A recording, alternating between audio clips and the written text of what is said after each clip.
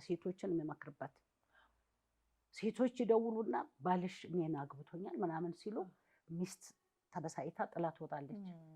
አይ አልወጣልሽም ነው ማለት ነው። የምናየው እኮ ነው አዱዬ። አሁን በሶሻል ሚዲያ ገደላት እንዲህ አረጋት። ይሄ ይሻላል? ማልቀሱ ይሻላል? ወላጆች ልጄ ብሎ እንደማልቀስ በጣም ከባድ ነገር አለ። ስለዚህ እች ሴት ለምን አትረዳም? ለምንድን ነው ቻይ ብቻ ሁሌ? ምድር ሁሉ መድኃኒትን ታበቅል ይላል የእግዚአብሔር ቃል።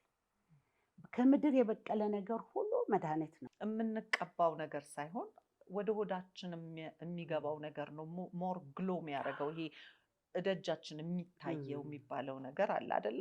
አንድ ሰው ኑሮውንም ይሄ ምቾቱንም የሚያሳየው ፊቱ ነው ብለው ይላሉ። በውሃ ወለድ የሚመጣ በሽታ እንላለን። በአትክልቱ ይመጣል። በጫማችን ደግሞ አምጥተን ልጆቻችን የምንበክለው ጫማ ወለድ በሽታ አለ። ሴት አይደለሽ ቻይ እንጂ ያልፋል እኮ። ልጆችሽስ አያሳዝኑሽ? ይሄም እንደዚሁ ከእህል ዘር ነው ማዘጋጀው። ይሄ ደግሞ እንደ ሳሙናን እንደ ስክራብ ይረዳኛል።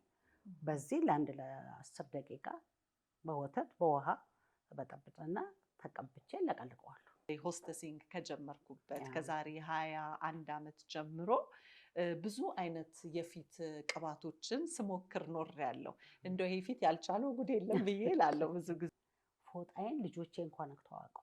ፎጣዬ ራሴ ነው፣ ሳሙናዬ ራሴ ነው። ቆዳሽን እያዩ እንዴት ነው 80 ዓመት እንደዚህ መሆን ይቻላል ወይ ብለው ብዙዎቹ ጥያቄ አቅርበዋል።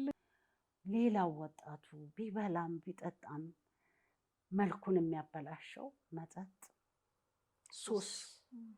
80 ዓመት ናፍቆናል እኮ አይደለ? ባለፈው ያነሳሽው ትልቅ ነጥብ ነበረ።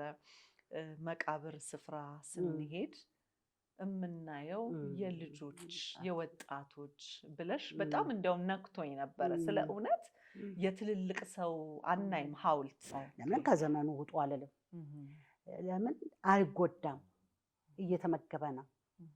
ከተመገበ በኋላ ይሄ ቢደረግ ኦኬ ቆንጆ ነው። እንደናንተ እድሜ ባለጸጋ ሊያደርገን የሚችሉትን ነገሮች እንግዲህ ይሄ ከጸባይም ከባህሪም ይመስለናል። አሁን ብዙ እንናደዳለን፣ ስራ እናበዛለን፣ ቴክኖሎጂ ላይ እንውላለን፣ ራሳችንን እናደነዝዛለን። ወደ 6 አይነት የሚበሉ ፍራፍሬዎች ናቸው። ይሄ አሁን ዘይት ነው።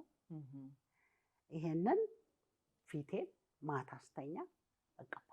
እንደ ናይት ክሪም የምንለው ማለት ያቺ የቤት እመቤቷ እንደውም ብር የሌለው ደሞዝ የሌለው እረፍት የሌለው ቅዳሜና እሑድ የማይጠይቅ ሰዓት የሌለው ገደብ የሌለው ስራ የምትሰራ በምንስ መተመን ትችላለች እች ሴት?